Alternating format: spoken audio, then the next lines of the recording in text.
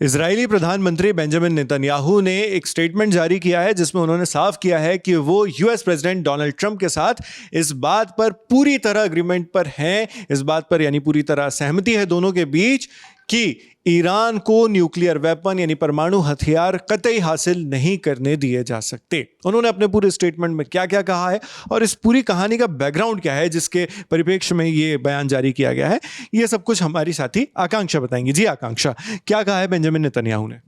जी नावेद, तो आज यानी फ्राइडे 12 जून को नेतन्याहू ने कहा है, मैं एग्जैक्टली क्या कहा है वो बताती हूँ, quote and quote, as long as I am the prime minister of Israel, Iran will not have nuclear weapons, there is full agreement between me and president Trump on this issue.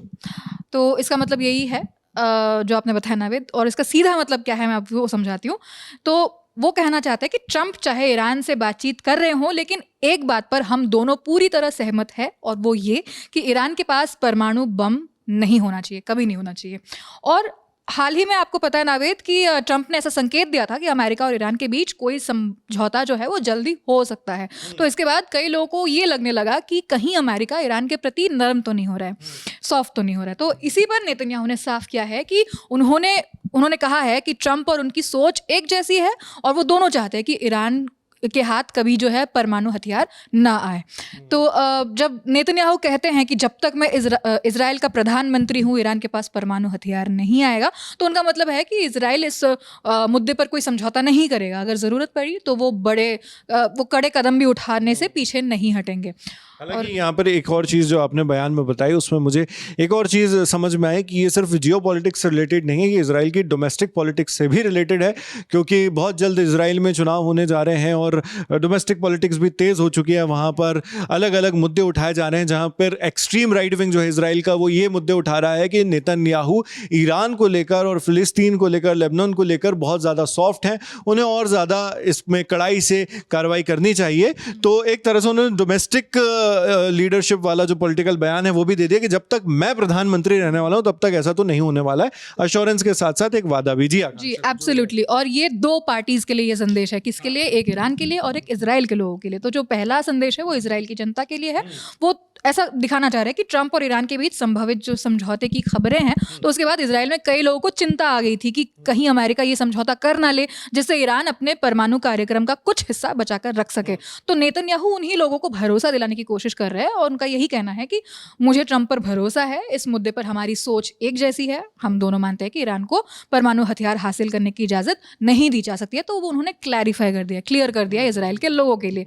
और दूसरा संदेश वही Iran के लिए है, और Netanyahu Iran को भी एक सख्त संदेश देना चाहते हैं। उनका कहना है कि बातचीत और समझौते की कोशिश चल रही है, लेकिन इसका मतलब ये मत समझना कि इजराइल ऐसी किसी डील को स्वीकार कर लेगा जिससे भविष्य में ईरान परमाणु बम बना सके। तो जब नेतन्याहू कहते हैं कि जब तक मैं इजराइल का प्रधानमंत्री हूँ ईरान के पास परमाणु हथियार नहीं होंगे, तो वो इजराइल की पुरानी और स्पष्ट नीति को दोहरा रहे हैं। यानी इजराइल कभी भी किसी भी कीमत पर ईरान को परमाणु बम नहीं बनाने देगा, जो हम बार बार कह ही रहे हैं। और इसके लिए वो कूटनीतिक दबाव, खुफिया ऑपरेशन या ज़रूरत पड़ने पर सैन्य कार्रवाई जैसे कदम उठाने के लिए भी।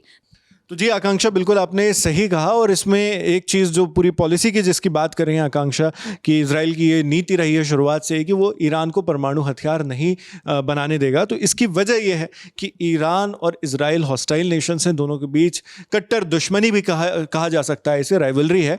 और इसके बीच ईरान लगातार इजराइल को ये धमकी देता रहता है कि इजराइल के खिलाफ वो कार्रवाई कर सकता है, लेबनान से जुड़े मुद्दे हों चाहे फिलिस्तीन से जुड़े मुद्दे हों। वहीं इजराइल भी ईरान पर लगातार थ्रेटन्स, उसकी चेतावनी, धमकियां देते रहता है, और दोनों देशों के बीच ये चीज़ें चलती रहती हैं। इस वजह से ईरान की रेंज में भी आता है इजराइल। सबसे बड़ा खतरा जो इजराइल मानता है वो ये भी है कि ईरान की रेंज में इजराइल है, यानी अगर ईरान न्यूक्लियर वेपन बनाता है तो इजराइल को एक खतरा हो सकता है उसमें।